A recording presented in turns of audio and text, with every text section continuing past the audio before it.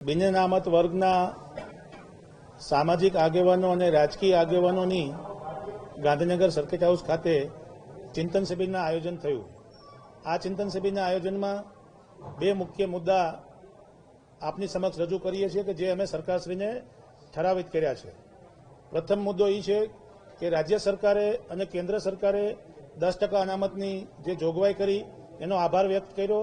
સાથે સાથે આજે 10% અનામત સ્થાનિક સ્વરાજની ચૂંટણીની અંદર ઈડબ્લ્યુએસના ઉમેદવારોને આપવામાં આવે એવી સર્વાનુમતે માંગણી રાજ્ય સરકાર પાસે અને કમિશન પાસે કરવાનો નિર્ણય કરવામાં આવ્યો।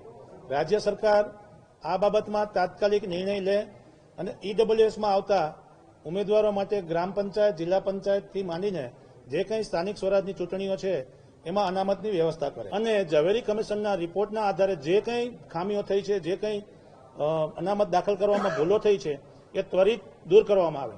આ બાબતના વાંધાઓ, રજૂઆતો અમે રાજ્ય સરકારને અને જે તે કમિશનને સમયાંતરે આપેલા છે।